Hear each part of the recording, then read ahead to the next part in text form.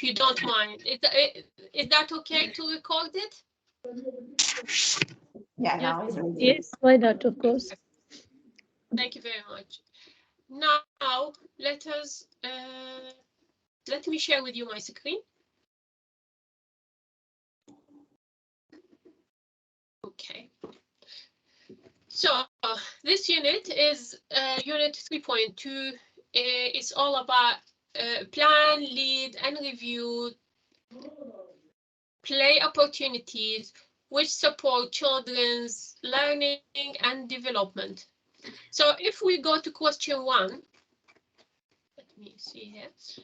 Question 1, it says identify theories and philosophical approaches which influence play. So we have so many theories, so many philosophical approaches which influence play. So to answer this question, I would suggest you put them all one by one as bullet points, and then you start talking, like give short description about each one of them, just to show that you understand these theories, just to show that you can use these theories in a workplace when you start working. That's very important. Okay, so let us start by the first theory of play. So we have Tina Bruce's feature of play. What's this theory all about? So Tina is a professor, well known for her work, and her theory is identify 12 features, which are, first of all, play is an active process. So it is active. Without a product, you don't need something to play with. You can even play with nothing. Maybe play the children would have imaginary friend, or you don't need something or project. You don't need to influence it. Sometimes children can play freely. So that's the first one. Play is an active process. Second thing, play is motivated. So you can people get like kids can get motivated by things. For example, they see a beautiful game, they play. They see toys they like, they play. So it is a motivated thing.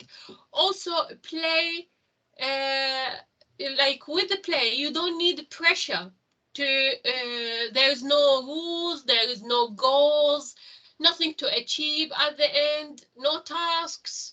It is just free thing. So there is no pressure when you play. And also with the play, it could involve a concept of supporting. So we can support the children to play. How we do that? There is an adult base play. So we create the activities for them, the games, the toys, we create things for them how to play it. And also it involves imaginative, creative things. So it's all about the child imagination. Okay, so the play is all about the child imagination, and also play has got lots of ideas, lots of feelings, and also play, it all depends on the child experience. So whatever he sees in life, he will reflect it in his play. It's all about the first-hand experience for the child. Also, the play. So say again. Sorry, teacher, sorry, no. Oh, okay, so, sorry, I thought you would like to take part. So it's all about our real lives. Whatever the child faces in the real life, he can reflect it in his play. And it's all imaginative. Put their feelings in the game, their ideas. And also play use technical things like what they previously developed in their lives. Whatever they have learned, they reflect it in the play. Also, the children and adults can initiate the play. So the child can initiate the play, or the adult can initiate the play, no matter. But it depends on their timing. Like if the adult has got time, they would initiate the game, the play. And also, the play can be solitary, which means as a sole person, like the child can play by themselves. They don't need someone to be part of this game. And also, in the meantime, he can play with others. So child can play with other kids or can play with adult. So the child can play by himself or can play with others. And also, they would put everything they feel, they understand in life in their play. So from this theory, we said, what's the theory name? The theory is Tina Bruce theory. This theory is all about the child play, that the child play freely.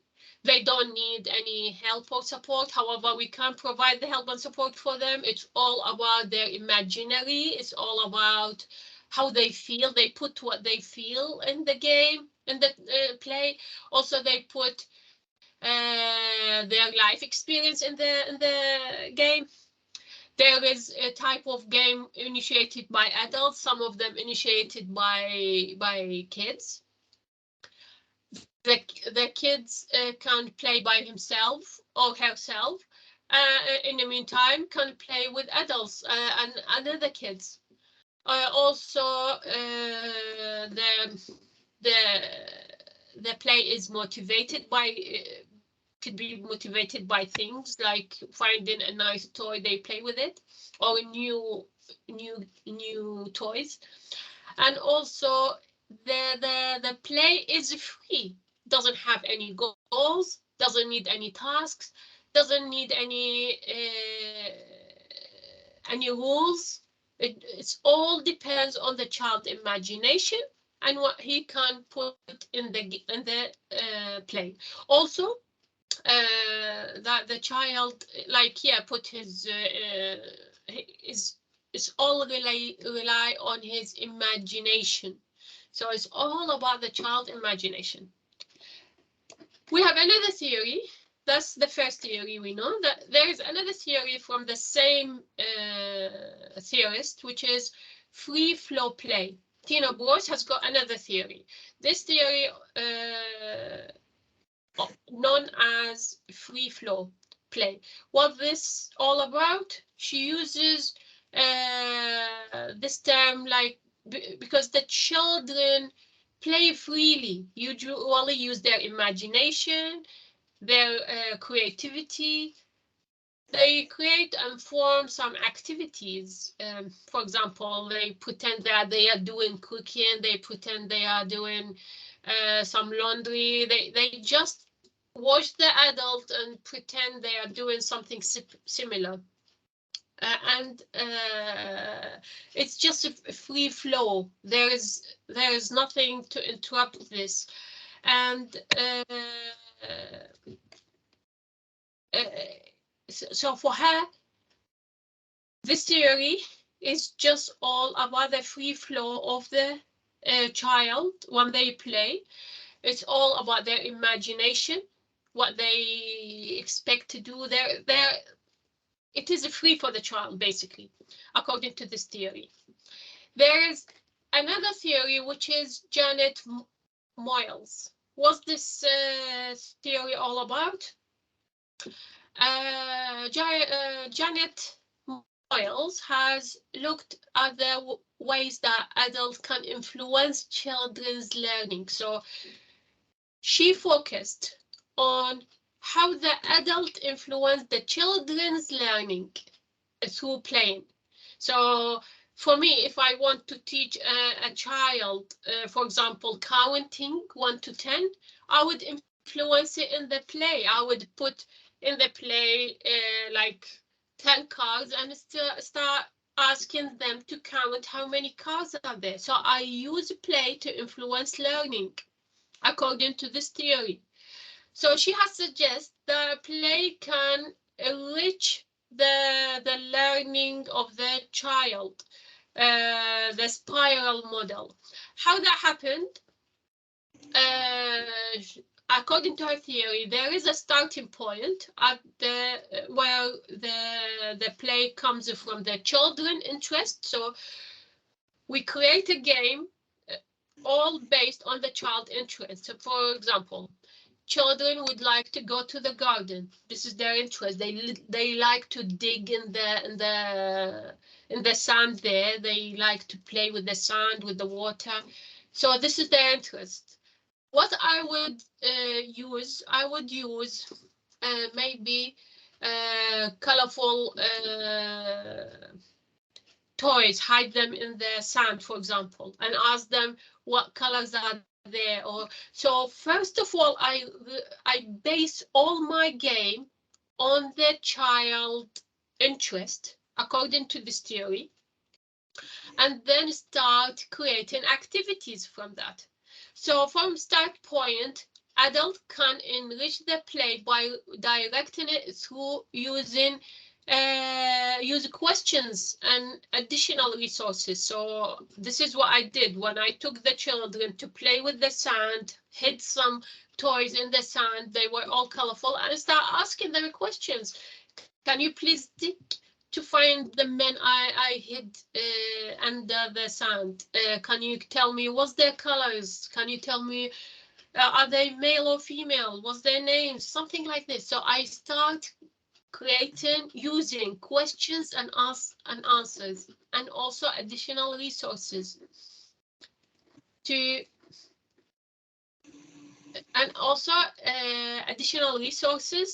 enrich the child experience. This allows the child to learn, help him to enrich their initiated play, enrich their experience. So according to this theory, which is theory made by Janet Moyles looked at the way adults can influence children's learning through play. So for me, I influence their learning through the play. She has suggested that play can enrich using a spiral model, which means I have a starting point, which is the child interest, and then I build the play all around this. So the starting point is the child interest, and then I build on this by creating questions and answers, using some resources. Then I can enrich the child experience. Is this understood so far? Yeah. Okay, excellent. So this is the second theory.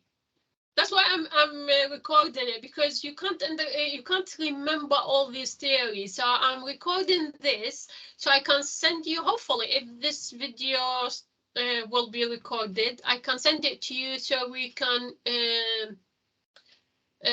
use it to answer the questions. Otherwise, if the video doesn't record, it's not a problem. Why? Because all these information are in the book. Just read them. You will get everything we discussed now. You will have it in your mind. So this is the theoretical approach. Now the philosophical approach to play. So what's the philosophical approach to play? We have so many philosophers made their philosophy around the children. One of them is Friedrich Froebel. This is very old philosopher, lived in 1782 until 1852. What's the idea? He lived in Germany. What's the idea behind his philosophy? At that time, they thought that the children are evil, and we should educate them, discipline them until they become better.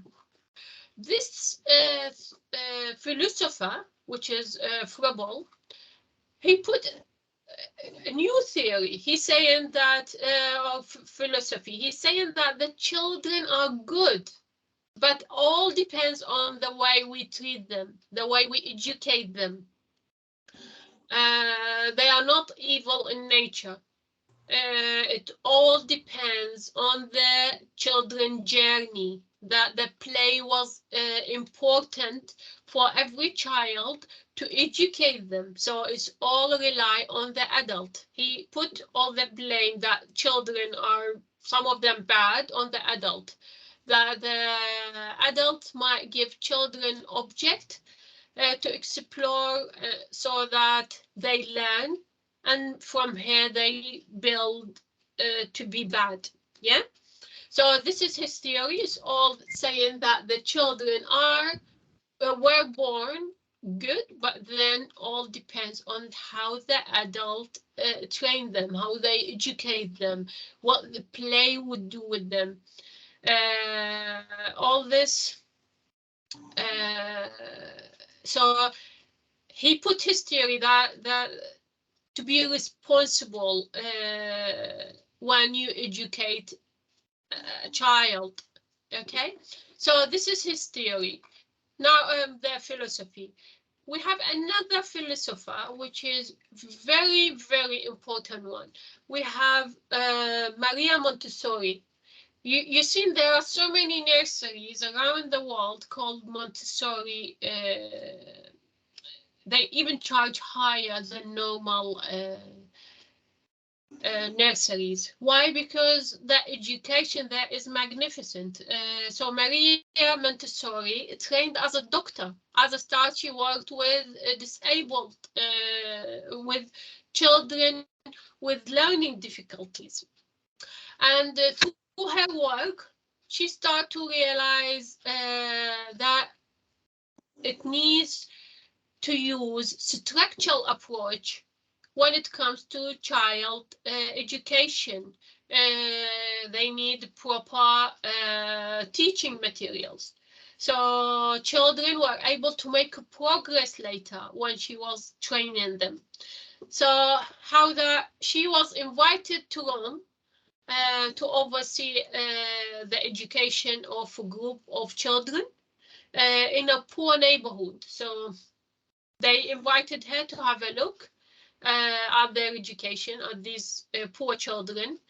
And she implemented many of the techniques and methods that she had used earlier.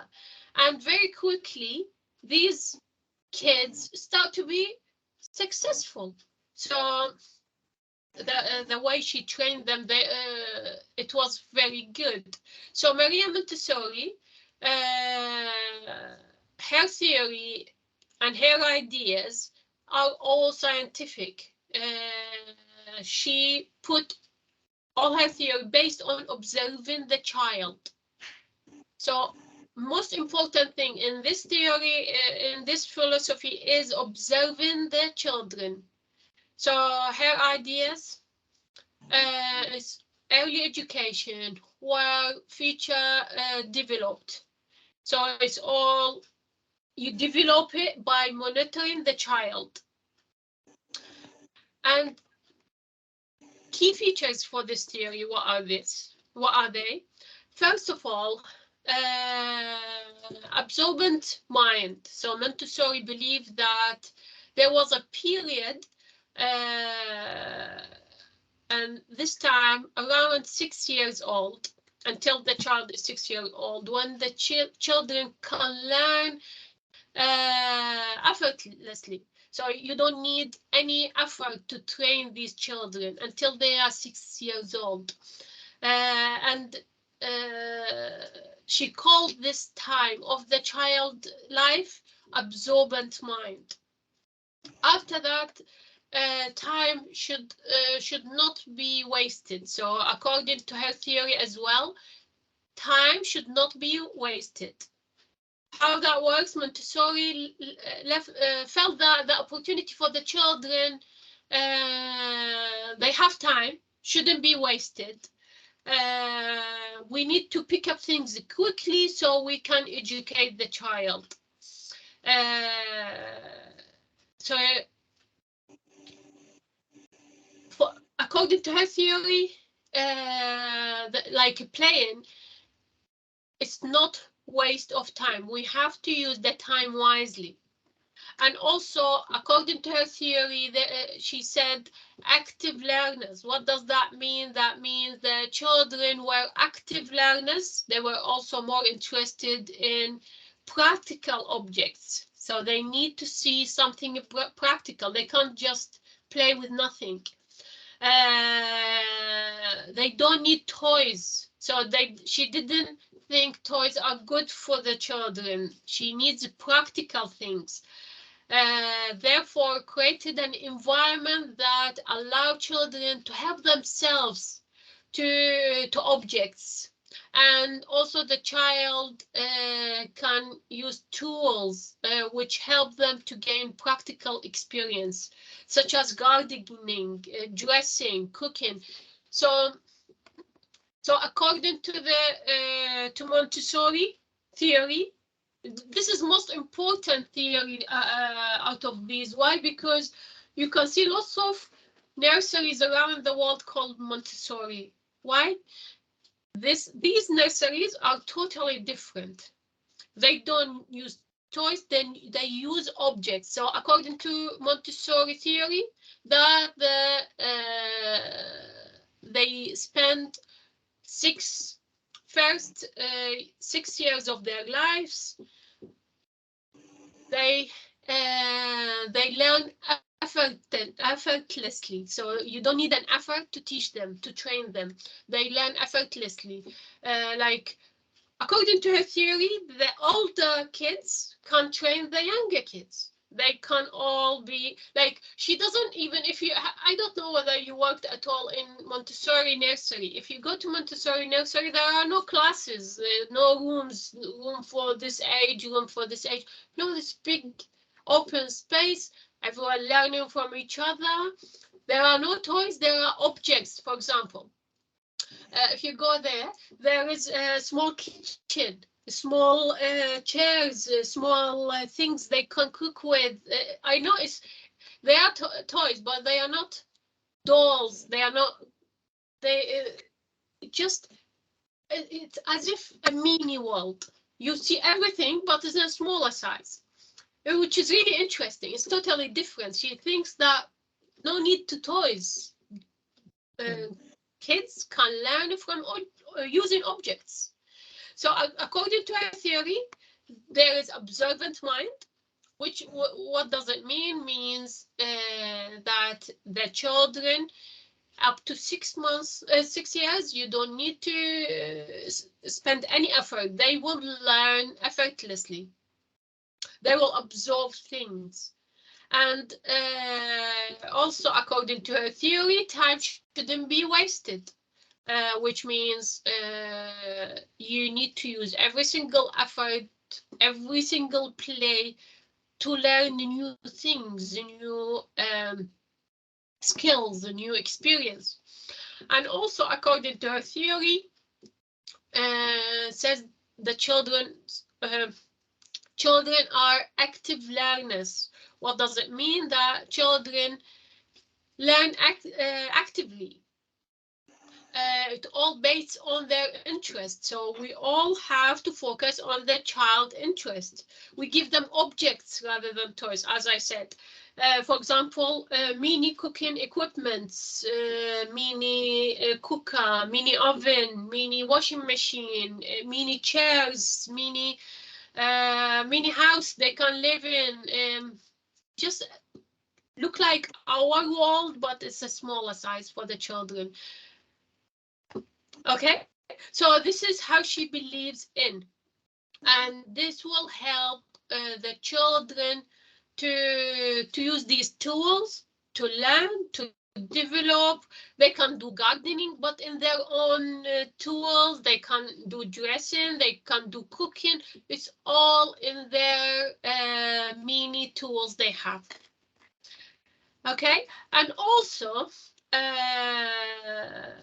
according to her theory, she believes that children capable of a great concentration. They can be independent. You don't need to help the children. The children can help each other, as I said. The older children can help the younger children. Yes. And also, according to her theory, the role was the role of adult was our job there. So Montessori felt that adults need to be there to guide the children, so they do not waste any time on doing tasks that would not progress the children. So the adult, their position is to give guidance to the children. They wouldn't do lots of tasks just to waste time. As long as the child is not learning from this task, then they don't do it. Yeah, this is according to her theory. So adults should guide the children on one-to-one basis. They sit with the child, talk to them. You treat the child like an adult. You talk to them one-to-one. You don't need to. You just give them guidance. You don't do tasks with them. They learn by themselves. Okay, and all you need is to make sure that this play is appropriate for the child stage of development. So you are there to give them guidance to the children. You can sit with them on one-to-one basis. You can talk to them, give them guidance about their play, make sure what they are doing is appropriate for their stage of development. Apart from that, they can learn by themselves. All the children can help the younger children to learn. So this is Montessori theory. How about Susan Isaac? Susan Isaac is known for promoting the importance of play in the young children. So she wrote many articles. She was mainly interested in a play for the children to learn. So she put lots of ideas for the child development in the play action. And she was famous for stressing the link between play and the children emotional and social well-being. So for her, all her theory is based on the link between playing and the emotional and social well-being. She believed that enough play children could. She believed that through the play with the children could release their feeling of safety. So for her, playing is very important. It's not only for learning and development, but also for the feeling of the children and also for their social well-being. According to her theory, that the children, when they play, they really release their feeling. They explore their emotions, how they feel about things, all in the play. So she believes that play is extremely important. How about Rudolf Steiner? So what is this theorist, the philosopher built his philosophy on? So according to his philosophy, education is built on work of on his work. So the education is all built on his work. So an academic with an interest in social reform, the philosophy for the philosophy, but also any religion, any architecture, science. So this theory is all built that the childhood and early education were developed in relation to his spiral belief. So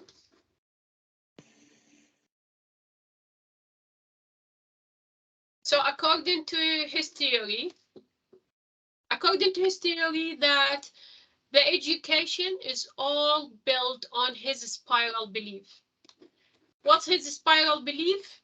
It's all about the society, and his idea on education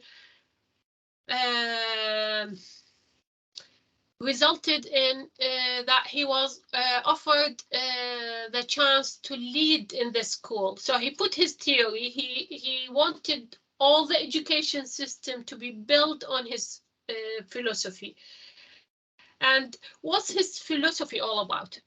His philosophy is first key feature linked to spirituality. So according to his philosophy, that children are like in need of the adult to guide them, to give them a protection, to help them to find their way. So first of all, linked to spirituality, that's that children need the adult help to give them guidance, to protect them, to help them in their way, to find their way. That's first. Second thing, natural materials rather than toys. Here again, his philosophy is all built on materials rather than toys, but here is natural materials. So the children need space, need time, need to discover themselves, and can only this can only be done by giving them the opportunity to explore, to imagine, to express themselves. And also, according to his philosophy, that practical skills, that what's practical skills, that the children need practical skills involved in order to develop, such as knitting, cooking, any other skills they need it, like sewing, to develop. And also, according to his theory, we have reading and writing. So he's not advocate of early reading and writing. He doesn't want children to start reading and writing at young age.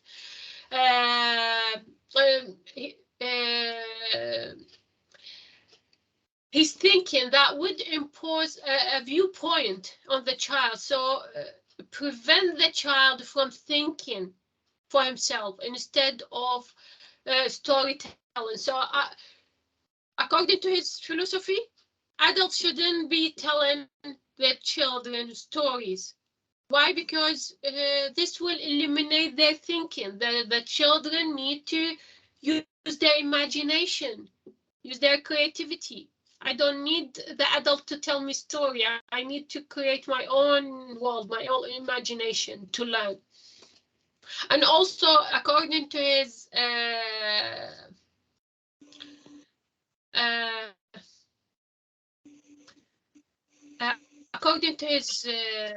theory, role of adult. So what's the role of adult? That it was to guide the children so that the child could discover themselves. So for me, I need to guide the children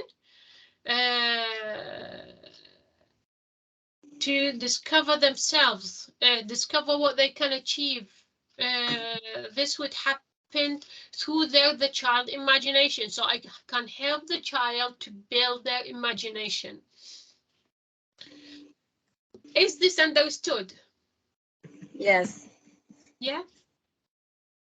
So according to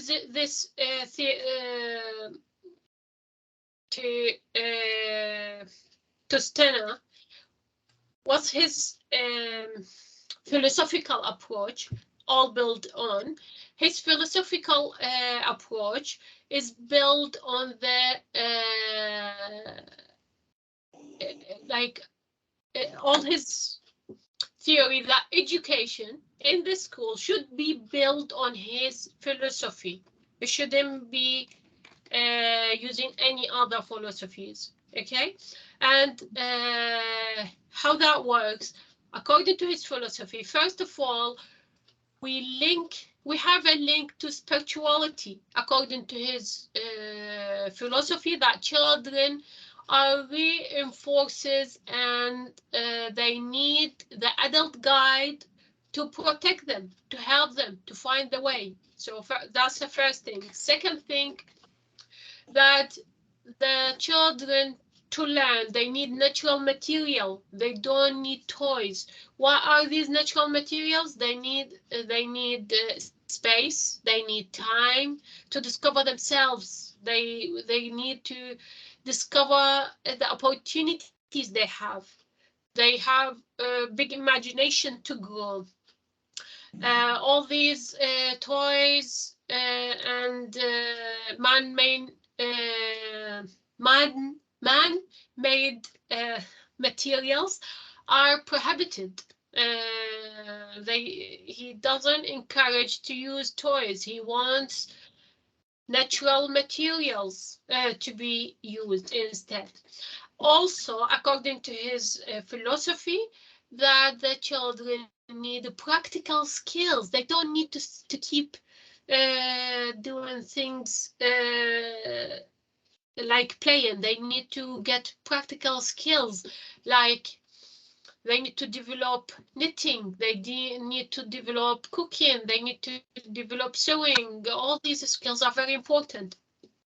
And also, according to his theory, to his philosophy, he was an advocate for reading and writing. So for the child, any child has got his own viewpoint. So the child, we would prevent this child, according to his theory, we would prevent this child from thinking if we keep telling them stories. We need to develop their own imagination, their own thinking. They need to think for themselves. Also, there is the role of adult, according to Steiner philosophy, that the role of adult was to guide the child to discover themselves. So for us, we need to help the child to discover themselves, discover their potential, and we allow their imagination to go. If he has got big imagination, let the child have big imagination, because they will learn through this imagination. Okay, so these are as well as that, we have more theories about the play, like Piaget stages of play. So what's this theory? That the children, we studied this before in unit 3.9, if you remember, all about the cognitive development. So according to his theory, the children cognitive development and how the child develop. For me, I don't want you to talk about this theory. Why? Because we already discussed it in unit 3.9. So for me, if you answer this question by putting all these theories, where are they? Let us start. I would put Tina Bruce, Janet Millen, free play approach as well, Friedrich Froebel, Maria Montessori. This one we didn't check it as well. We have Margaret Macmillan and Rachel Macmillan. So they are sisters. They were working together to develop this theory. And What's their theory all about? It's all talking about, like, it's all discussing. For them, they wanted to improve the condition of poor children and their families. They were involved in many activities and campaigns to improve social condition. Include successful campaign to ensure that children from poor families were given free school meal. Yes, for them, they wanted the poor children to be on the same level with the rich children. How that happens, they had so many protests. One of them was a campaign to ensure that children, poor families, from poor families were given a free school meal. And one of their projects was to fund a nursery school in a poor area. So one of their projects is to fund a poor nursery in a poor area in London. That was a long time ago, 1914.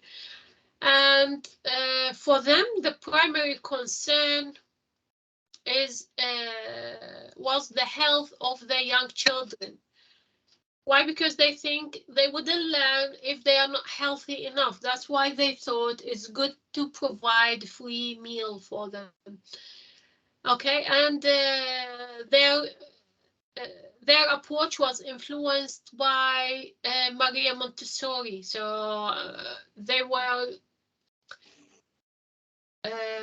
influenced as well by work of Maria Montessori. So they think the children wouldn't learn if they are not healthy enough. That's why they want the children from the poor area to have access to the resources that the rich kids have. So they were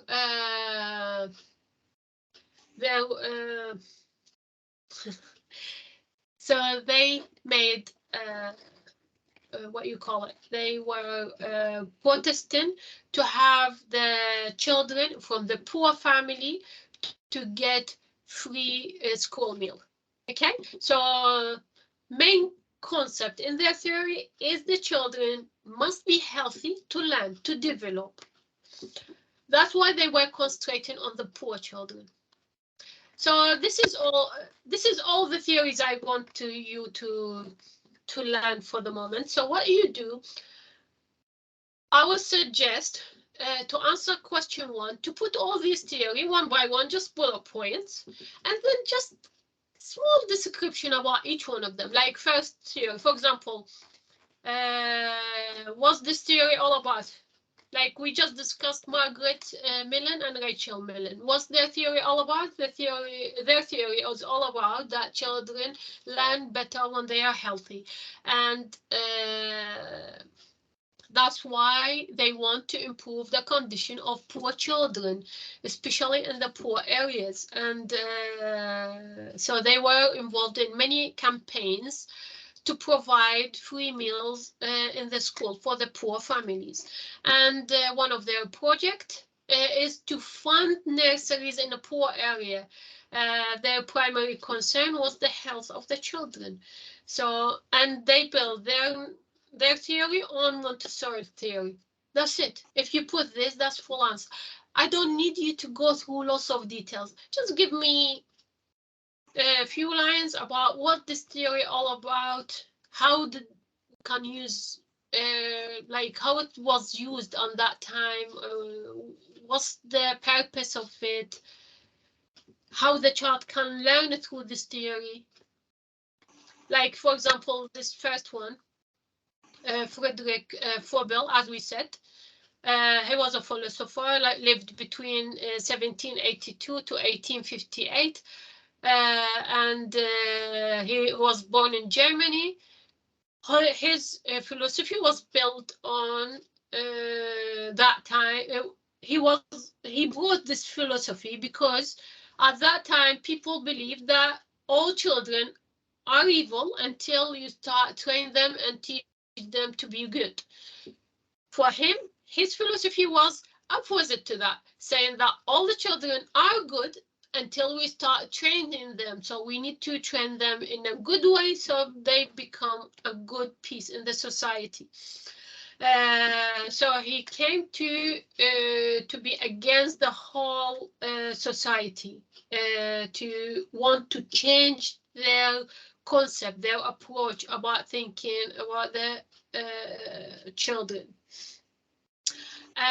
So this is his theory. If you put that's enough. I'm happy to take it from you. So as I said, I just want you to put them as bullet points and then maybe just explain a little bit about each one of these theories. So now if I go to answer question 2. Question 2, it says, so first of all, the question 1, I would just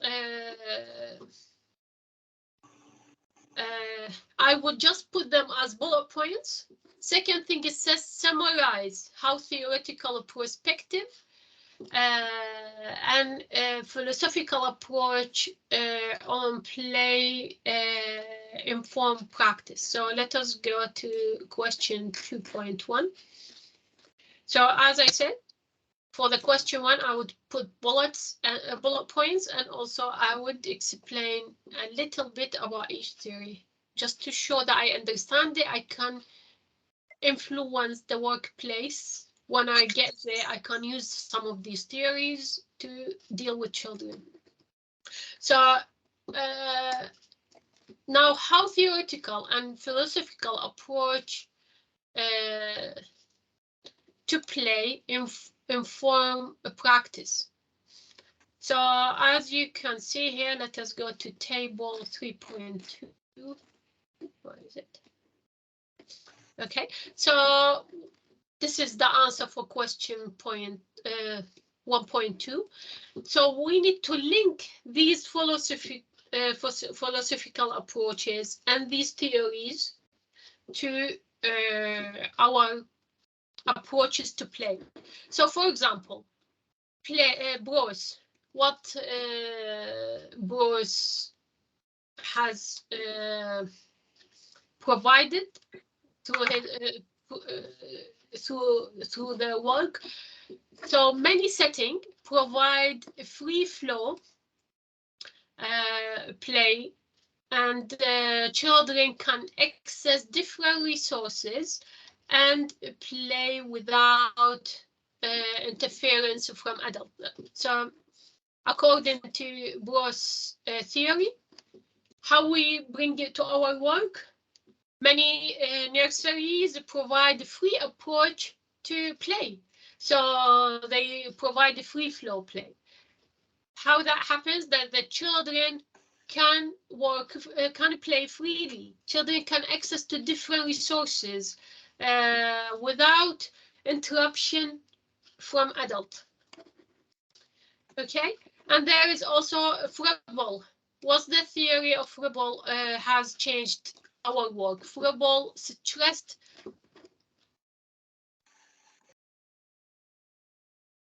okay, so what's Froebel's theory has changed our work? Froebel stressed the importance of outdoor area and also contact the nature. You remember, it's all about using the natural resources. So he's all about outdoor play, using natural resources. So earlier settings are increasingly using outdoor area to educate children, to make them have good play, learn a lot. So they use the outdoor areas during the children learning, and so the child can play and explore themselves. So Froebel used ways that the children introducing the concept, their imagination. They don't need toys. They need maybe wooden blocks. They need materials. Any nature can offer, maybe stones, maybe sand, water. all these materials are available for the child to learn. We don't provide him, according to his theory, we don't provide them with toys, we provide them with natural resources. And all these wooden items, different shapes, different sizes, the child will learn by using them, touching them. They would know the difference between each one of these items. So mainly Froebel concentrated on the outdoor area, outdoor play for the children. Concentrated on that the child learn from the natural resources rather than toys. Do you remember his theory? We said he doesn't need adults to tell children stories. We need the children to develop their own imagination, their own sight, whatever they have in their mind. So according to him, we take the children to learn outside, outdoor area. They can play with objects, natural objects like wood, like stones, water, sands. They would learn a lot. They learn sizes, they learn by touching them, they learn the colors, they learn about, but we don't need to interfere that with toys. How about Macmillan sisters? Macmillan sisters, how we use this, the Macmillan sisters stressed on the importance of involving parents and also ensuring that the children's physical needs are met. So we said that they concentrated on the healthy children, on the health of the children. That's why they want to provide free meals. So according to their theory, that they stress on the importance of involving the parents, that all the physical needs for the child should be met. Also stressed, so for the child to learn, they need all their physical needs to be met. So they also stress on the importance of the child play outdoor. Very important, just like Froebel. So their theory is all based on the stressing of the child learning from outdoor.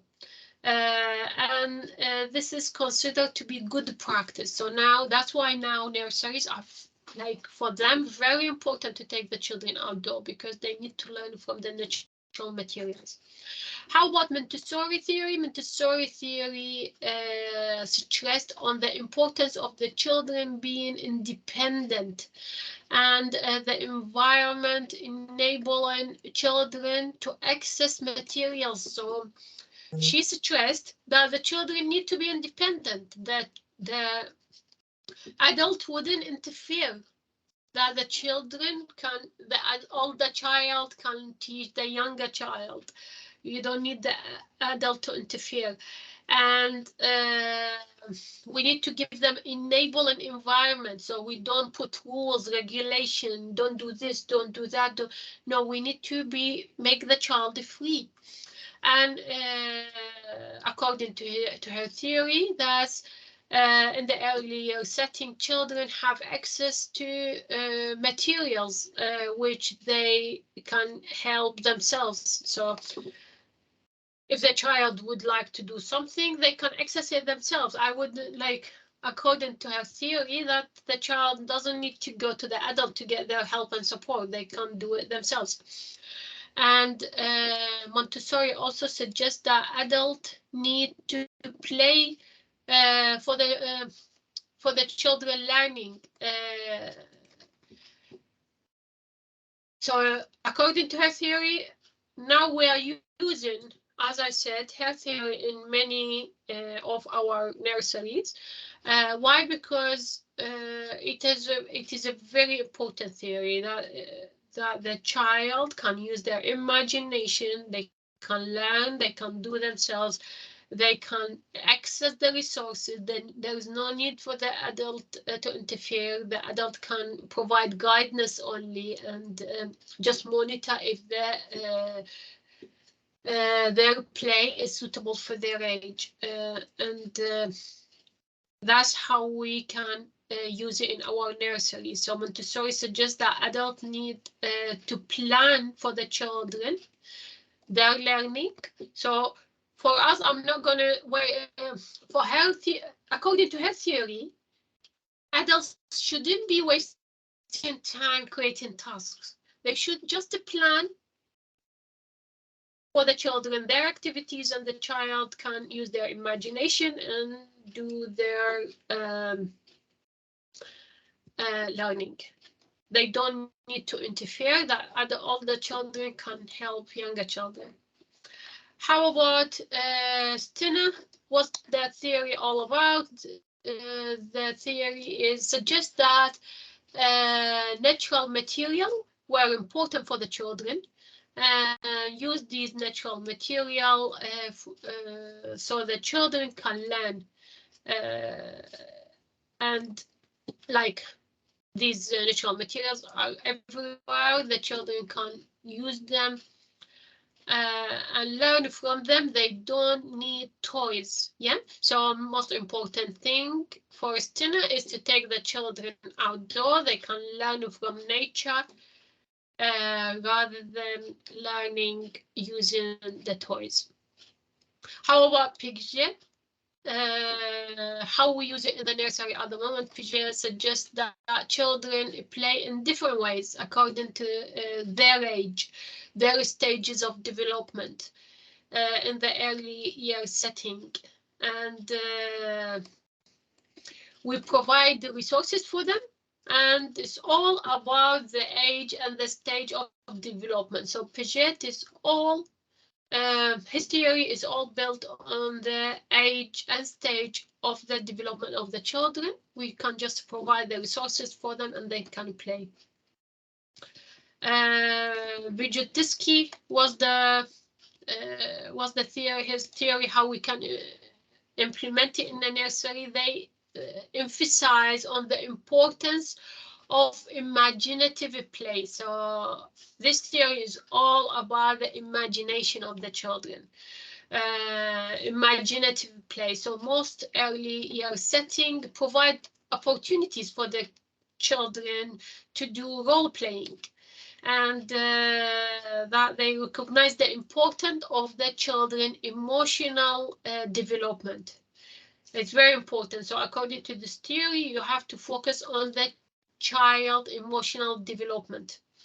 And so he used, so this, the play therapy is used in a specialist setting to help children to come to terms with traumas or difficulties. So his theory, we use it in a special nurseries where the children need to come out of traumas or difficulties. It's all about the child imagination. Like all his theory is built on the imaginative play. And nowadays, most of the nurseries provide role play for the children. Why? Because they need to expand the child imagination. And also, this theory recognizes the importance of the children emotional development. Is very important. So first of all, focus on the imaginative play, and second thing, he focused on the emotional development. And so this theory, that's therefore are used more in some of the nurseries, which is specialist to treat people, children from traumas and difficulties.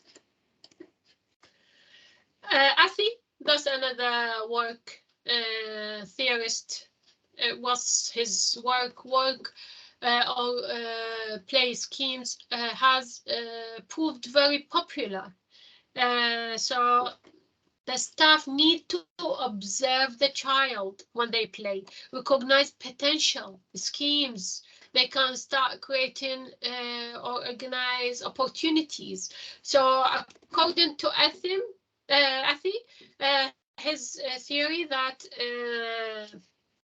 when it comes to nursery, all the practitioners need to observe the child progress.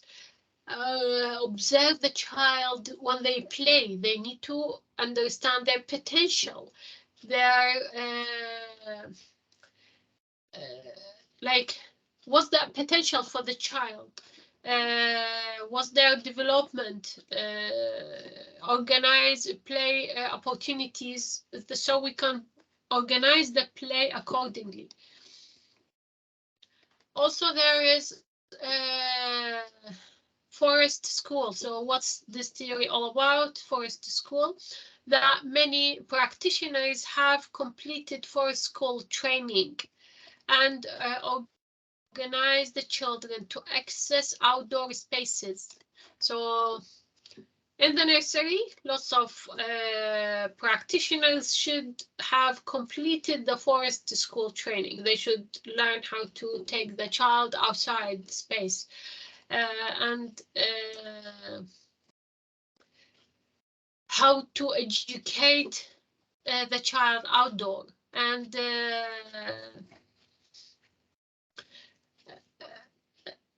according to like an interest in the outdoor education made an impression that which increased the concerns that the child may be not spending sufficient time outdoor. So that's why nowadays all the nurseries are having children outdoor doing lots of activities. Some of the nurseries might not have the outdoor area. So what if they do? They go to the park, nearest park, just to give the child the opportunity to play outdoor. Why? Because so many theories are now talking about outdoor area and how they play. The children should play outdoor. There is also Reggio Emilia theory. So was this approach? This approach has been influential as practitioners spend time engaging with children. So this has been influential. Why? Because the practitioners spend time engaging with the children and follow their interests. So what's the interest of this child? Then I can create a play for him or her. What's the interest? So for us as a practitioner, according to this theory, we have to follow the child interest. So all the area of play are like in the most setting, we need to express how the child, what's the child interest. So the importance of, also it emphasized the importance of working in partnership with parents. So whatever they do, whatever they enjoy in the house, we need to learn what they do enjoy in the house, then we can do it and provide it in our nurseries. So that's also linked to Reggio Emilia approach. So to answer this question, you just need to put these theories, just put some small explanation about how these theories are now implemented in the school, in the nursery is very important. So I don't need you to copy and paste from the book, just write it in your own way. Yeah, so this is question 1.2. Where is it? Now, question 3.4, emphasize on role in relation to planned opportunities. This should be in the reflective as well, shouldn't be here.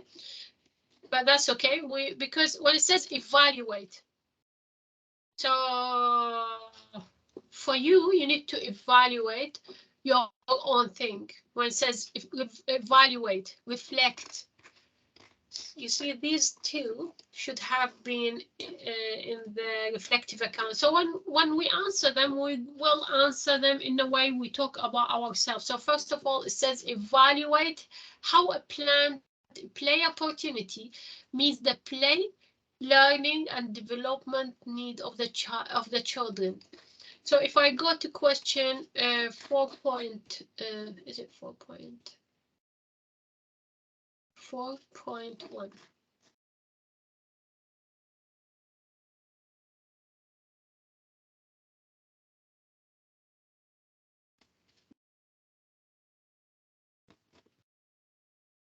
Okay.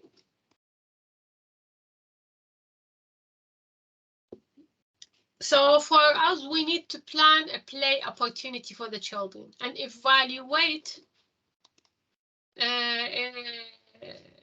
how this planned opportunity meets the learning and development and the needs of the children. Can you think of a play opportunity that you would like to plan it, or you planned it already? Can you think about any play opportunities you've given to the children and how that worked?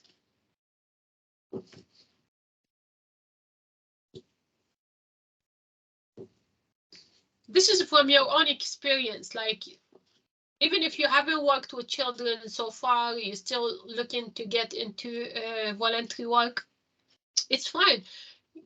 If you have children, or if you don't have children, maybe your niece, your nephew, have you ever planned a play activity with them? And how did that go? Did you think about the development stage of the child? And how that go? How did you do it?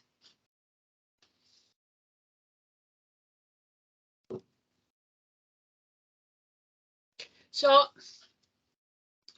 for me, I'm just going to answer as if I am the student. Yeah. So I would say, let us go back to the question. It says, evaluate how planned play opportunity meets the play learning and developmental needs of children. So I would say in the nursery where I work, I'm always planning to do lots of playing opportunities with the children to make them have fun as well as that learn. So one of my my plans was to take the children outdoor area and to play with the sand. So I planned for this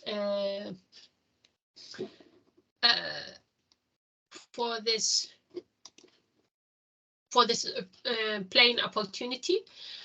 First of all, I thought about the child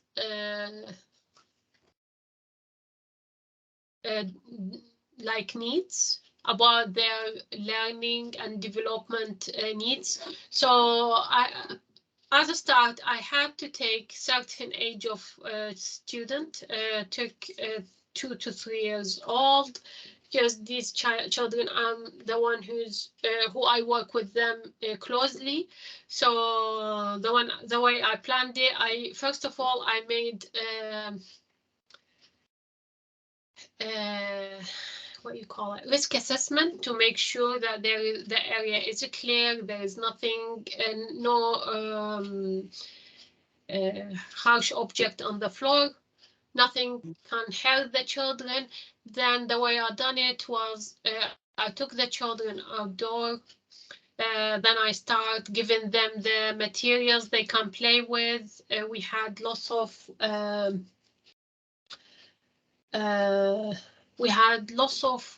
toys. I hid in the sand before I got them into this area. My plan was to start dig for these, to find these objects and start asking them what's the shape of each object, what's the color of each object, so I can, and how many objects are there. So I took the children, we start digging the sand. Some of them found lots of these objects, some of them find little of them. I start asking them what the colors of the objects, how they can put these objects together, how can we group them according to their shape, to their size, and then start asking them questions. When it says evaluate, it means how that went. Then I can say, after we played all these after we played, the children have really enjoyed this, because they learned a lot about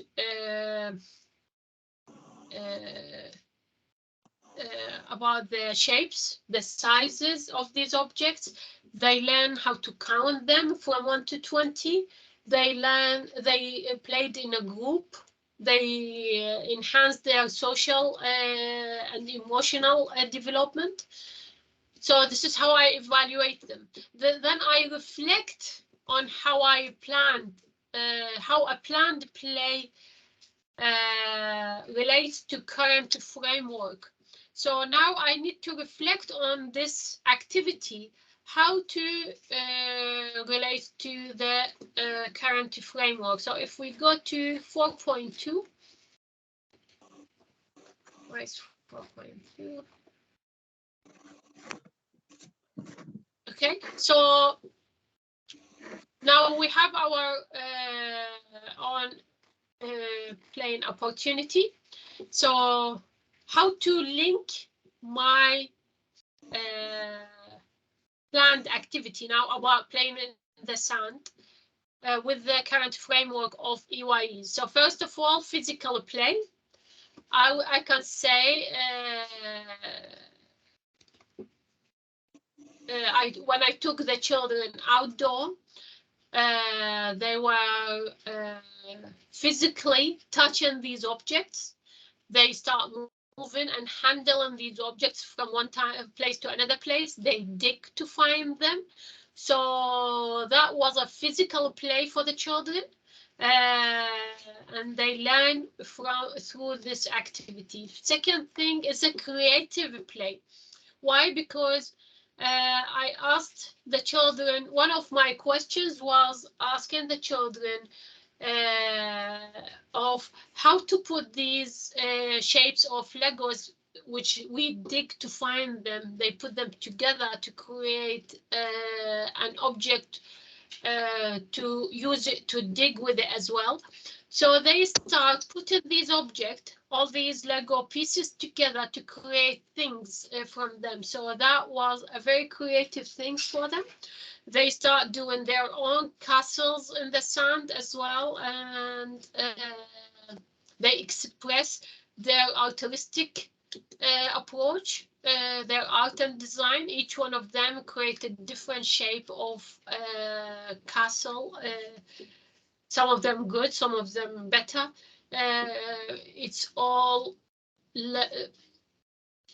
develop their creative learning. Also, this activity has imaginative side. Why? Because I asked the children to start creating their own castles as well after we finish. So this is very imaginary for the children. They start use their imagination. They're using their communication because they were working in a group, and also they express their art and design artistic approach. So and also we can say it's a sensory play. Why? Because they start touching things. The children, when they play it, they start touching the sand. They differentiate it from touching the water. They touch these objects, their sizes. So it is all about the sensory for them and how they touch these materials. Okay, so this is how I think that that's enough. All I can say, as well as that, is an adult-led play. Why? Because I'm the one who planned these activities for the children. I'm the one who brought these resources, hid these cubes of Lego in the sand.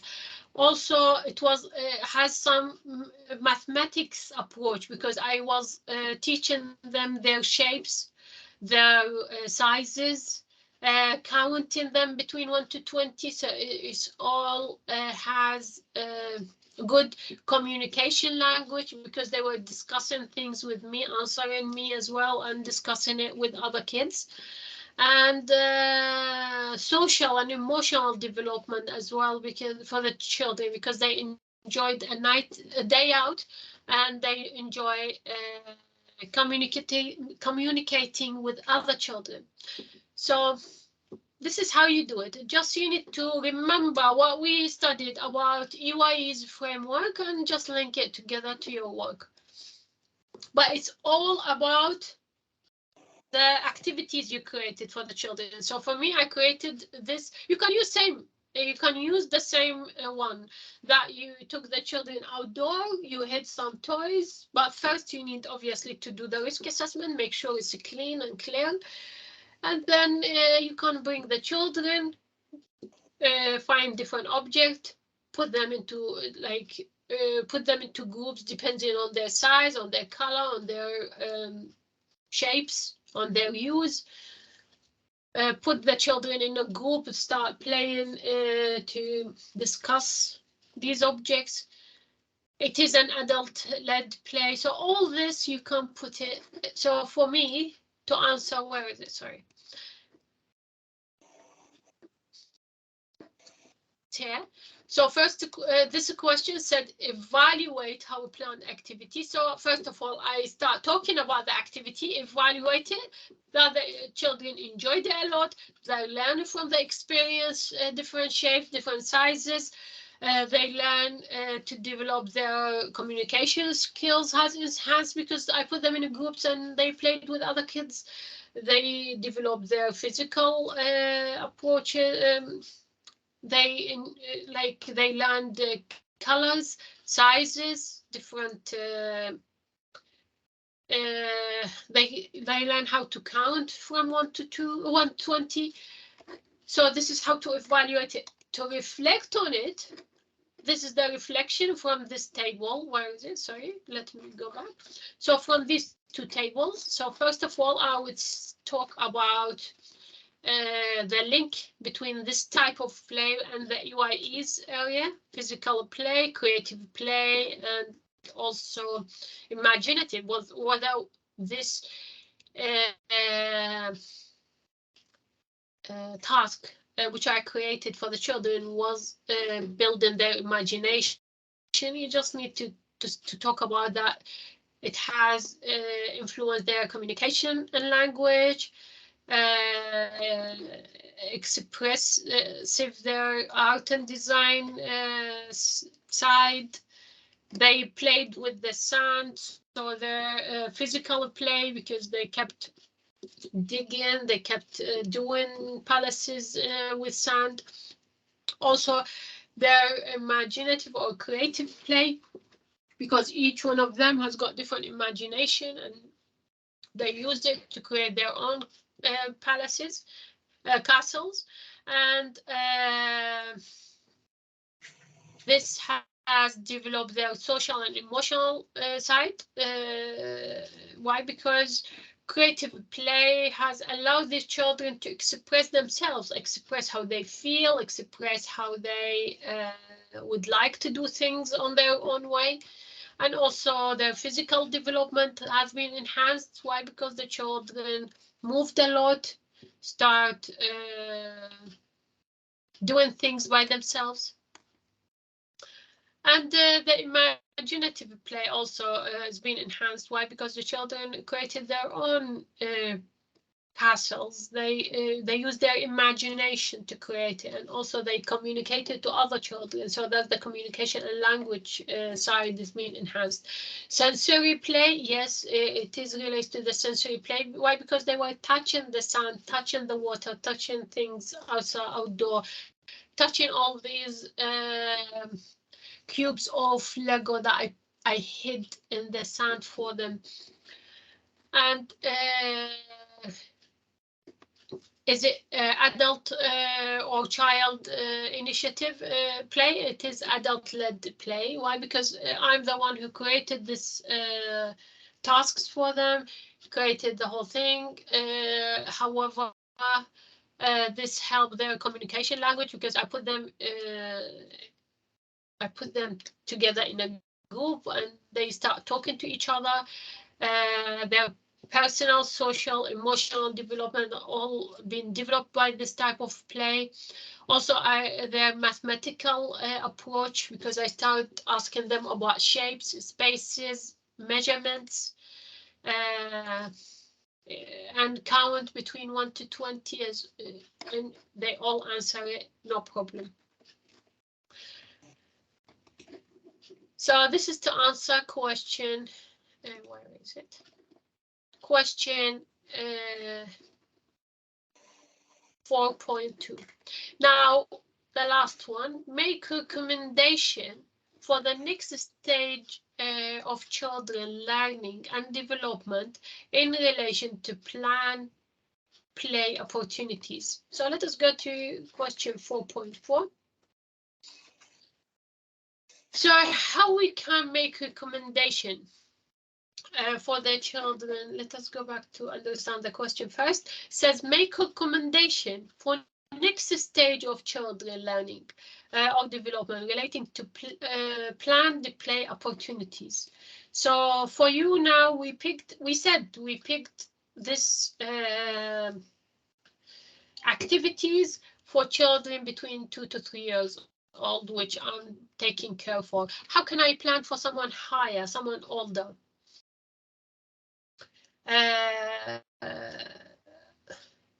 Can you think about how you can play something? How can you plan for children who are make a recommendation for next stage for children learning and development relating to plan the play opportunities? So give us another way of planning activities.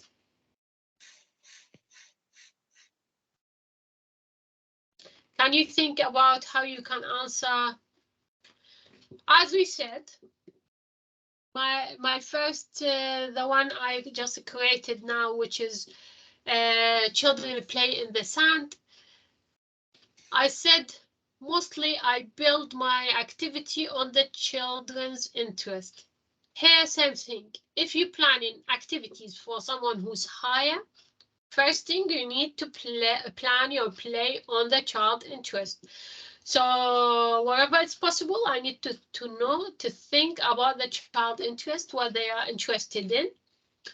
And then the child stage of development. So not only the child interest, I need to monitor what's their stage of development. So it is important to know their skills, their knowledge. I can't bring children who are 5 years old, for example, to play something I would give it to a baby. So it is not realistic. They wouldn't be interested in. So first thing, I need to monitor their interest. Second thing, I need to check the children's stage of development. So it's important to think what skills, what knowledge does this child has already acquired, and then you think what the children might be able to do next. So for me, for example, if I'm teaching the children to count from 1 to 10, what's the next stage? It's going to be 10 to 20. Yeah, so first I need to know what's their interest. Second thing, I need to know what they know already, what's their skills, what their knowledge, what they know. Then I can plan what's coming up. Yeah, a common mistake for the adult that they assume that children development will occur just at once. So most development is very gradual. So these children wouldn't be learning everything. They wouldn't, like, for me, even as like adult, if I buy a new mobile, I wouldn't be straight away start using it. I need to learn how to use it slowly. So learning is for the children is same. They need to learn in stages. They can't learn all at once, everything. So they need to learn in stages.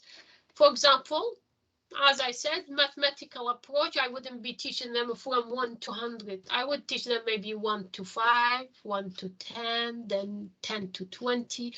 I expand it a little bit further and further, but I can't just straight away jump from 1 to 100 and expecting them to remember everything. It's like now I since the start of the class, we've been talking about so many theories. I don't expect you to remember everything.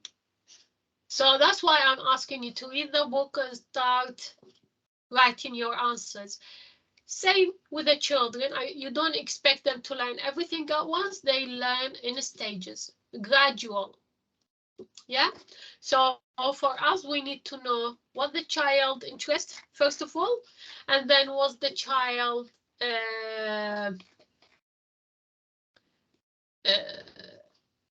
first of all, we need to learn what's the child interest, and then we need to know what's the child stage of development. So make recommendation for next stage. I would say, if I was going to answer this question, I would say to make recommendation about next stage of the development for the children, I need to know the stage they are at it at the moment. So, and also I need to know what's their interest. There is no point of creating lots of tasks doesn't interest the child, because this means the child wouldn't learn or develop. So first of all, I need to learn what's the child interest. Second thing, I need to know what's the child stage of development. Get you all in, and then I can plan the next stage for this child. For example, if a child would know how to count between 1 to 5, then the next stage is teaching him to count from 5 to 10 or from 1 to 10, rather than straight away I come and teach them from 1 to 20 or 1 to 100. And I shouldn't expect them to remember this. So I teach them slowly.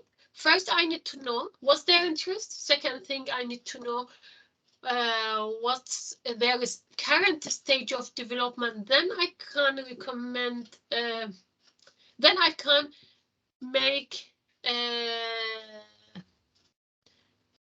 activities for the next stage of development. So my recommendation to any nursery is, first of all, to know what the child interested in, because there are no point of creating lots of activities that the child not interested in. Second thing is that the nursery need to know each child, the practitioner need to know each child, what's his or her stage of development, what they know already. Then they can plan next stage, and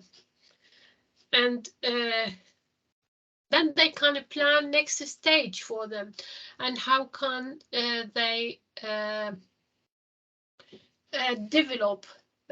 So for a child who knows already how to count 1 to 10, then the next stage for them is to teach them how to count maybe between 10 to 20, rather than going backwards and teaching him or her how to count between 1 to 5 only, while he knows or she knows already how to count up to 10. So first we need to know what's their stage of development. Is this understood?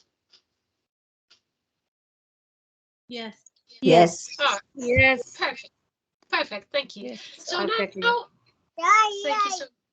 So now, if I want to go and do the reflective answers now, let us go to do the reflective. Not much we have. So create a plan using theoretical perspective and philosophical approaches to play, which suggest the development stages, needs, interest of the children's age. So let us go to question 2.1.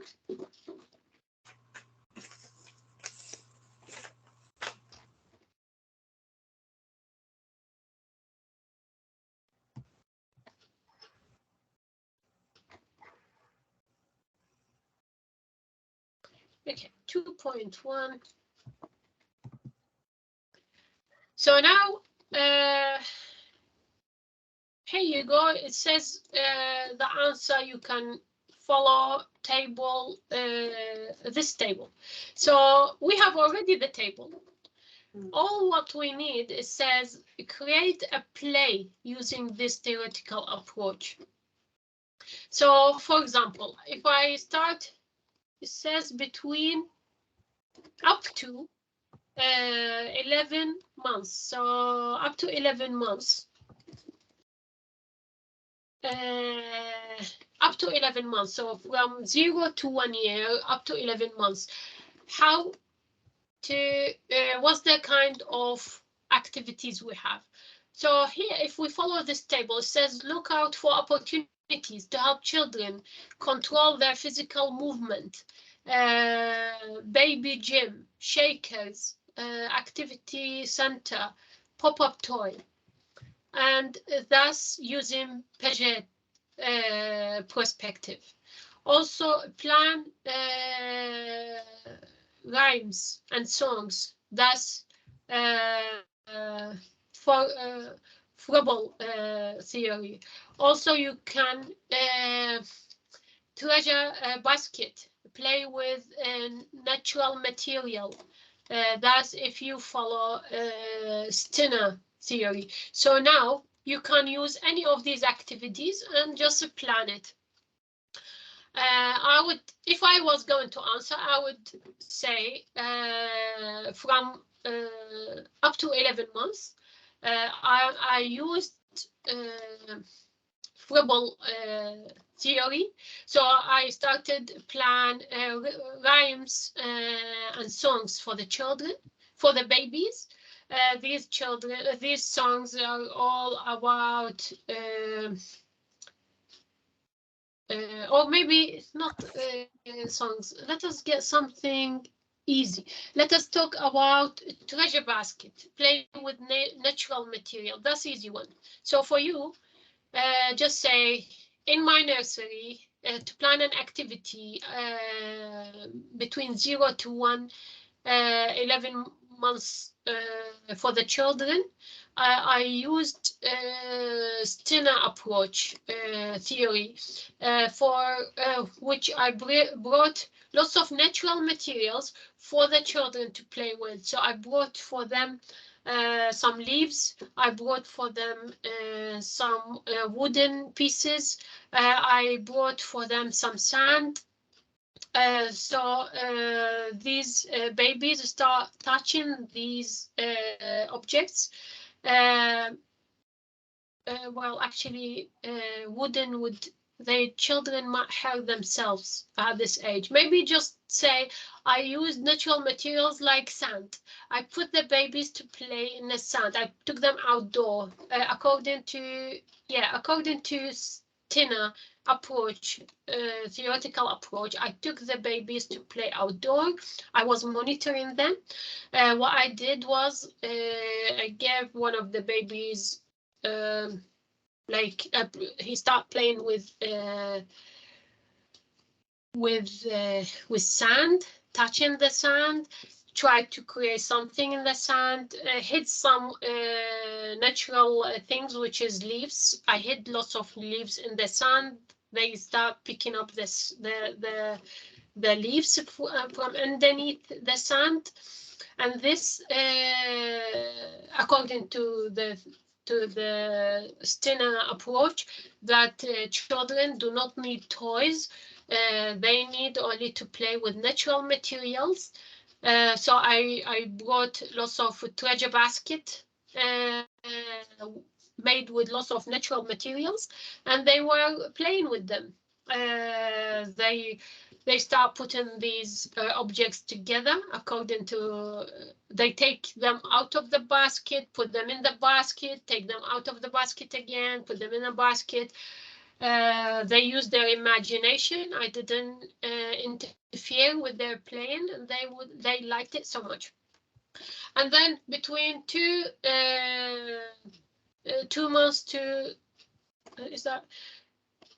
up to 2 years, between 12 to 2 years old, 12 months to 2 years old.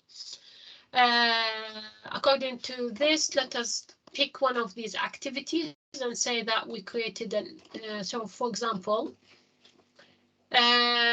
this one is easy. Observe children's movement and link them to play So I can observe the children movement, or I can take the children for a walk in the wood, let them explore objects, or I can observe children stage of development, put these resources with adult support. So we can just pick one of these. For me, I would take the children for a walk in the woods and let them explore objects. I would say I used Froebel and forest school theory. I took the children outdoor to the garden and let them freely explore the objects around them. That's after I'd done risk assessment, made sure that the area is safe from any risk for the children. I took the children to play freely in the garden and explore the objects around them. All the leaves, because it was autumn time, all the leaves around them. They were exploring the wood pieces on the floor, the grass, any natural objects. And they enjoyed it so much. Also, between 3 to 5, just pick one of these. So you can say,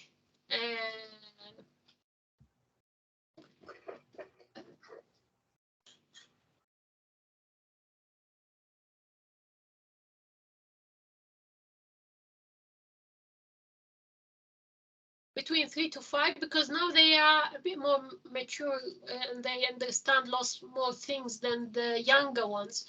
I would say I used Reggio Emilio theory. This as I was talking to the children, what they can play was the activities they would like to explore. Do they like cooking? Do they like drawing? So we can do them together. It all depends on their interest, what the child would like.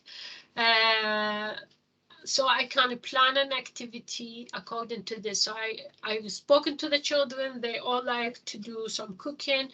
We had a small cooker and small toys, and we start playing with these. Or maybe you can say they all like to do drawing. So I bought a cardboard with lots of painting. I gave them aprons so they don't destroy. Put like so coloring doesn't go to their clothes. So they start putting the paint on their hands and exploring the paint on their putting their hands on the cardboard with too many different colors to create their own art. So they were playing freely. They enjoyed that so much. So this is how you do it. Just pick, according to each one of these, pick, just come to this table.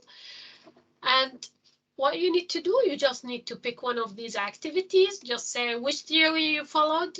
How did you do it? Did the child enjoy it? Yes, at the end, they all enjoy it. They learned a lot because they were playing together. They developed their social experience. They were talking to each other. They developed their communication skills, and they enjoyed the game because I build all this task according to their interest as a start first.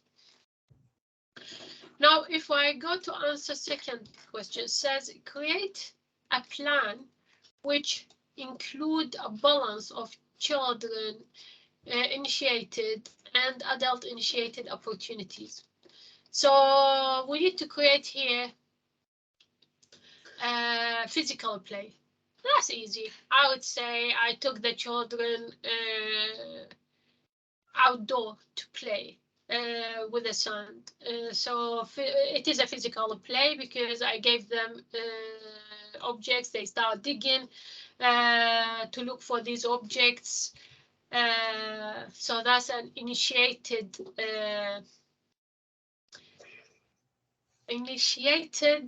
adult initiated play. However, to balance it with child initiated play, I start asking them, would you like to create something with the sand? And they start thinking about what they can create. I didn't ask them to create the castles from the sand. They start thinking, okay, I ask them, okay, what can I do? What can we do next? Would you like to get in, or you would like to create more activities? Then they start, and this is a balance between me creating the task first and between them initiated what they would like to do last. And also for creative playing, I can say for creative playing, I created a task for the children where we can all draw things on the blank canvases. So I brought lots of cardboard for them and give them apron, give them coloring, painted their hands. They start doing things, and then I asked them, would you like you have now the paint, you have now the cardboard, what would you like to do? I didn't even ask them to do the painting. So now everyone start doing his own imaginative way of doing it. They all start imagining things and draw it. So every child, some of the children wanted to draw with these paintings. Some of them, they said they want to start writing 1, 2, 3, 4. I left them to their own imagination. They initiated their own game. I just gave them the tools. And this is the balance between adult-led activities and child-initiated activities.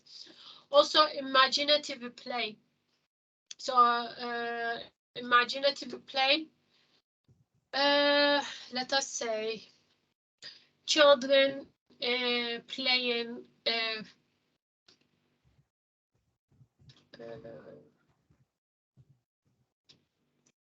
can you think about any imaginative play?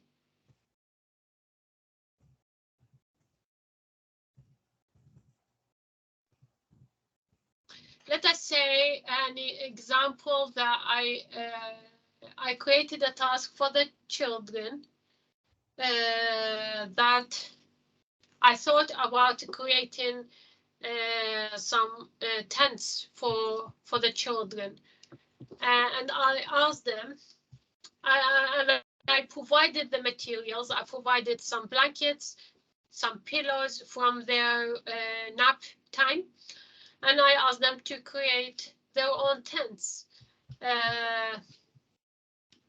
No, I was planning for them to create their own tents. However, I want to see their imagination and also their child-led activities. So I asked them, what would you like to do with these blankets and pillows?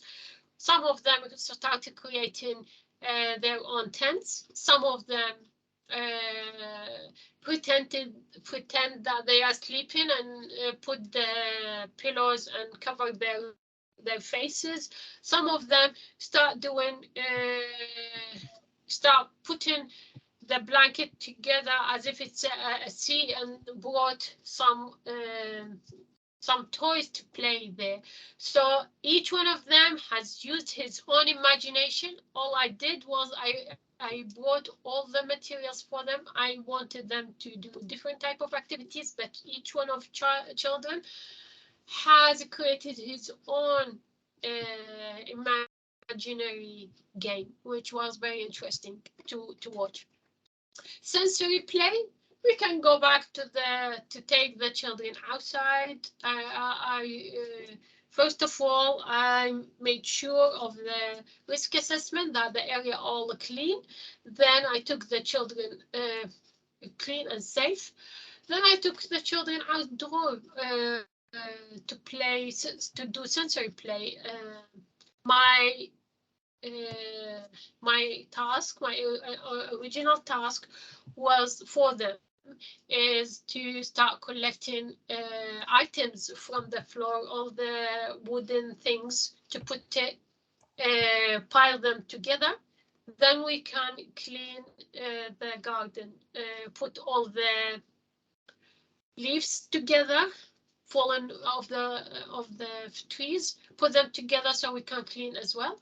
Then they start touching everything, and they were laughing that the leaves were cracking and going to nothing if they touch it and it's dry.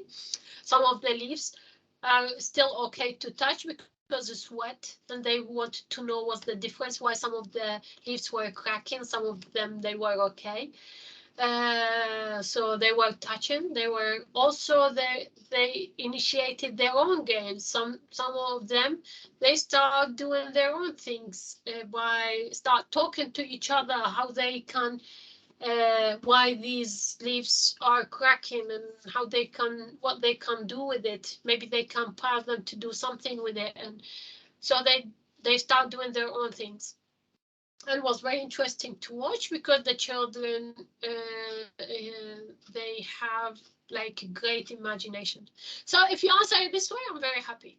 Yeah, just think about an activity which is adult led, and then just say that you prepared all the materials, but then the children start, and you ask them to do it, but then some of the children start doing their own things, which is children initiated activity, and they wanted to use the same resources but to create different things, and that was balanced because I didn't enforce them to do something. They were using their own imagination. Now it says lead a plan play opportunity in own setting. So you just need to plan any activity. We've been talking about so many activities. Let's go back and see what the book have here. So if I go to 3.2,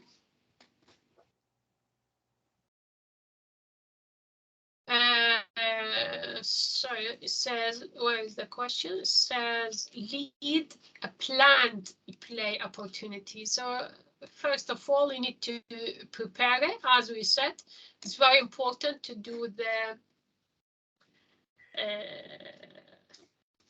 first of all, to plan an activity, you need to know the child interest. You need to know the child's stage of development, correct? So for me, if I was going to answer this question, it says lead on planned activity in your own setting. So I say, as a practitioner, I have always planned lots of play opportunities for the children. First of all, to plan any play activities, I need to know what the child interests to attract them to take part. Second thing I need to know is what's the child's stage of development. Without it, I would maybe not create the right game for the child. So first of all, I need to know their interest. Second thing, I need to know what's the stage of development. Then I created for me, I created an activity which is building a Lego house to the children between 3 to 5 years old. The way I planned it is I made sure that the area is clean and clear and safe for us to sit on and do our games. There are no small pieces of Lego for us to step on the floor. Everything is clean, so that's the risk assessment. Then I brought all the resources. I brought a blanket. I brought the pieces of Legos, put the children in a group so they can communicate and do their social activities. They socialize, they learn, they have friends, new friends. especially the children who never spoken before. I put them together, put this and ask them to create things from these Lego pieces. Each one of them uses his imagination or her imagination to create different things. Some of the children were playing together, creating their own thing together. So that was very interesting to watch. That's it, done. Yeah. You just need to know, first of all, you need to say that most important thing for you was the child's interest. You need to know what they are good at, what they like, what they don't like. Second thing I need to know is the child stage of development. So I wouldn't give Lego to babies, for example. They wouldn't appreciate it. They might swallow it. If it is especially small pieces, but the big pieces are fine. But they might even put it in their mouth, so it depends. So, and then I know the child, the stage of development, then I can make sure the area is safe and clean. That's doing the risk assessment, then brought all the resources, what blanket, ask the kids to be sitting in groups, and then they do their own things. And then also after that, I start observing the children. It's very important for the for me as a practitioner is to observe the children. So I start observing them.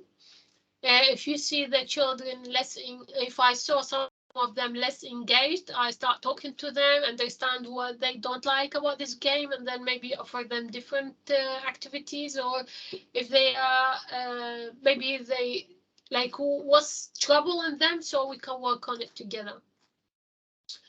And maybe if they don't get engaged from the beginning with this game, maybe for next time I would plan different activities can engage everyone.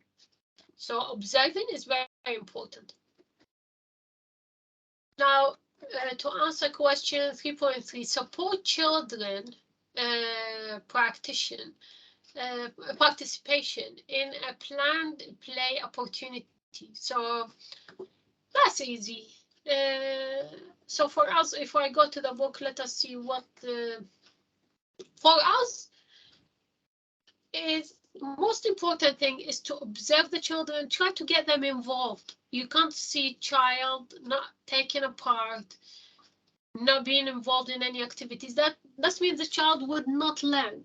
So to answer this question, it says support children participation in a planned play opportunity. So to support the child after I plan the play opportunity, which is just you can say following on the question above, so you don't need to write it again.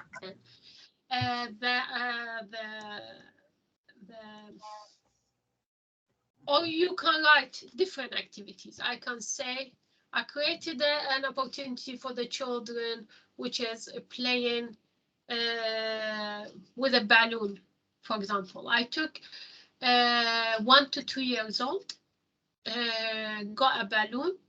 To plan this activity, first of all, I need to know their interest. Everyone was interested in playing balloon because as soon as I started blowing the balloon, everyone was laughing and getting excited. And then they all suitable to play with the balloon. It's not hard for them.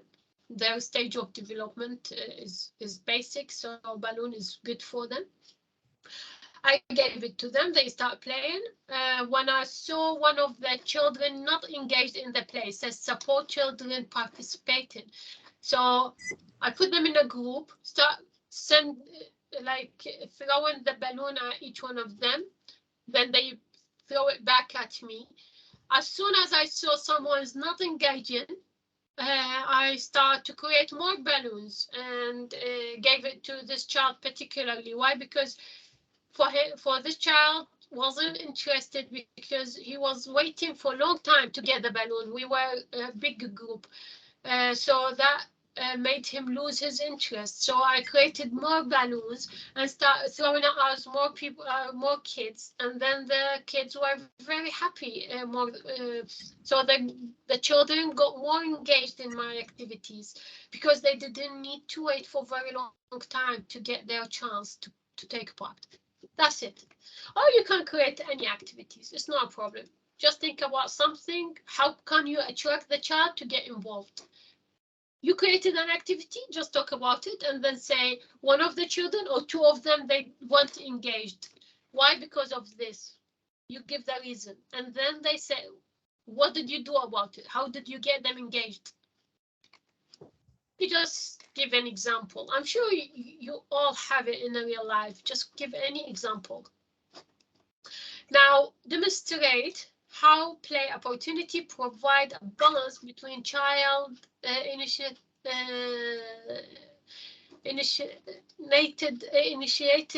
activities and adult-led play. So now what we need to do, where is this question? It says 4.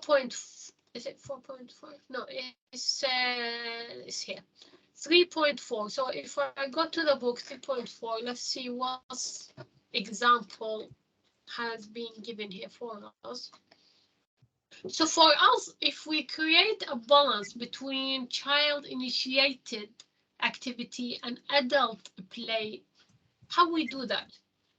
So when looking at your plan, you need to consider whether this is sufficient opportunity for both the adult and the child.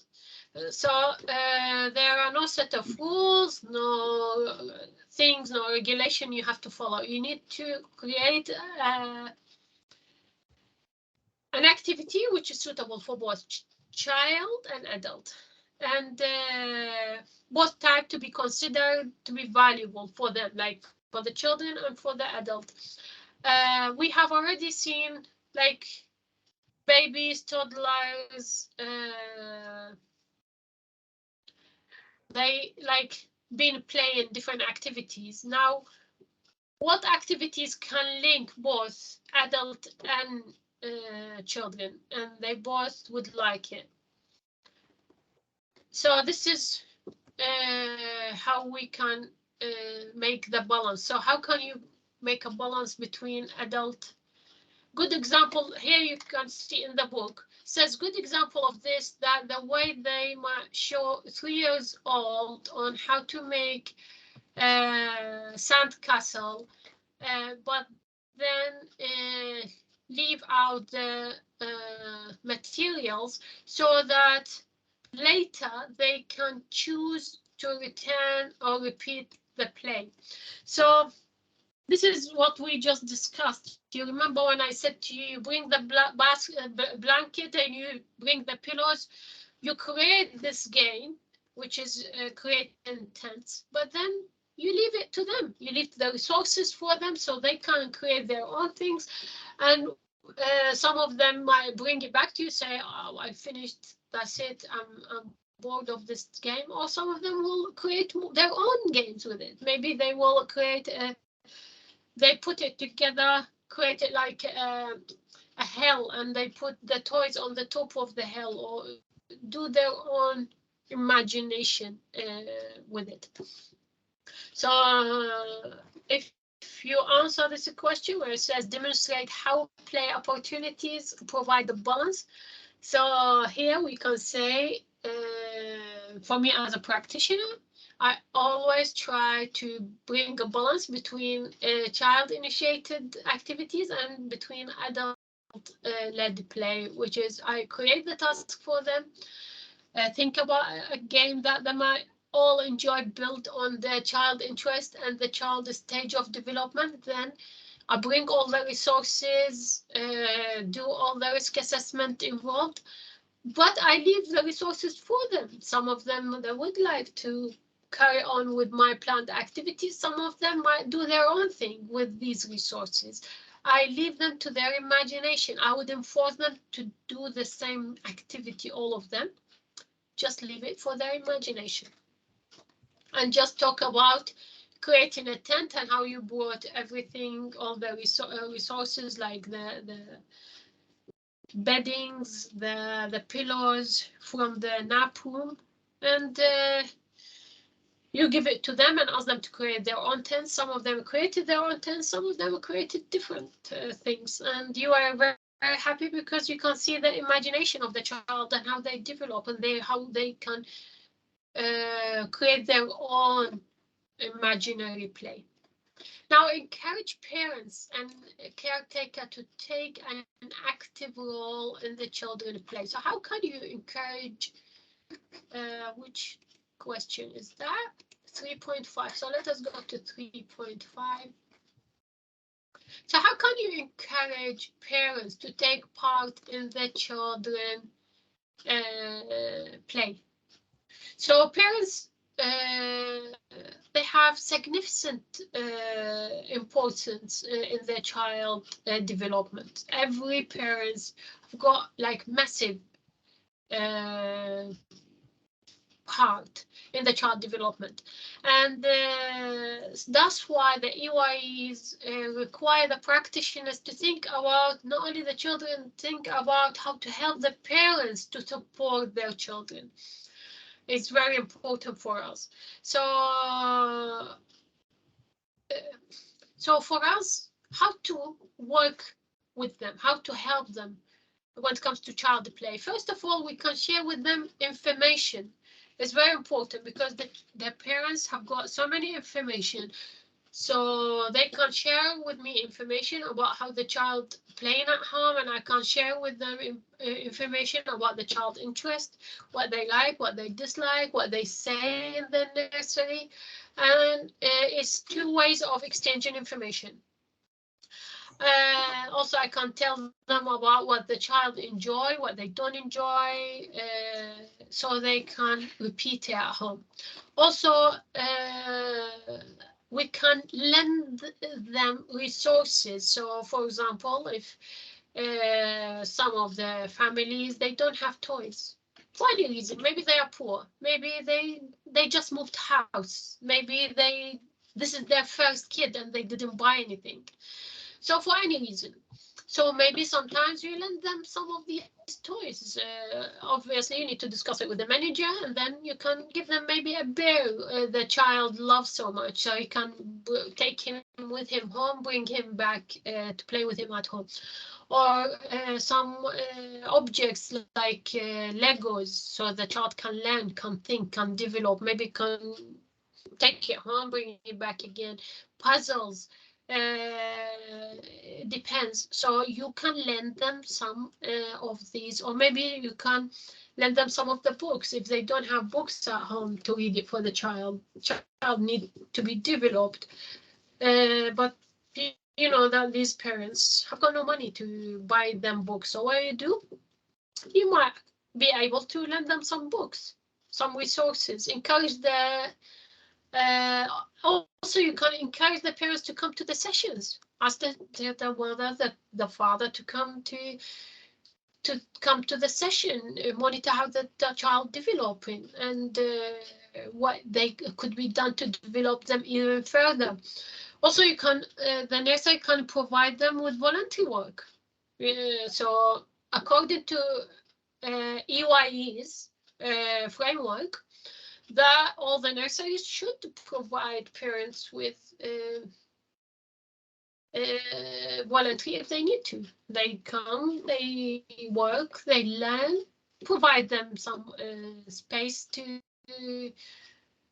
visit sometimes the nursery is good, so they can learn more about the children progress. Also, children, also parents are encouraged to play with their children. So you can maybe when you lend them the resources, just say play with the child. This is good for them. They need to learn, and the best way to learn is to if adults can play with them like their parents. So this is how you help the parents. Maybe ask them, maybe create some events, some evening meetup, or events for the nursery, so the parents will come from their work and meet up there. They can talk, can make friends with other parents, can learn from them. So all this is way how you can help the parents. Okay, so this is to answer this question. This is the last one. So to help to encourage parents and carers, first of all, we can discuss things with them, exchange information. It's a way of exchanging information. We can get lots of information from the child parents about the child progress at home, and also we give them information about the child progress in the nursery. Also, I can, as a practitioner, because this is, as you can see here, this is a question for you. It says encourage parents. So for me to read it, I would say, I would talk about myself to answer. I wouldn't say practitioners should do that. No, it says encourage. That means it's you. How are you going to do it? I say, as a practitioner, I always try to encourage parents to take part, to support the children. So first of all, I exchange an accurate information about the child progress. This is how I help the parents. So it's two ways. So I take lots of information from them about the child progress and how he or she play at home. And I use this information from day-to-day activities, and also I provide them with lots of information about the child progress in the nursery, what they like, what they dislike. Also, I let them some materials. Obviously, after the agreement of the center manager, I lend them some materials like puzzles, like Legos. They can take it, play with the child, with their parents at home, and bring it back. Also, I can lend them some books. They can read, lend the parents some books so they can take it, read it for the children before at bedtime. Also, I can help them by ask them if they can come and join their kids for one morning to learn how I act with the children, and they can learn from me or learn about the child progress. They can monitor the child. Also, we can, as a nursery, provide a voluntary experience for the parents to learn more about their children. Also, there's another way of helping the parents by creating events for parents' evenings, so they can come meet up with other parents, learn from each other's experience. This is how I help them in my work. So far, so we finished this unit now. Unit 3.2. It's all about the theories, the play theories. Wasn't difficult, but for you, I would say you need just to make it as bullet points. So especially first question, I would put all the theories in bullet points. Then slowly about each one of them, I read, understand the theory, write about it. Just write in your own way, just short, direct to the point. What's the theory all about? How we can use it in a nursery? And one by one, just build it up.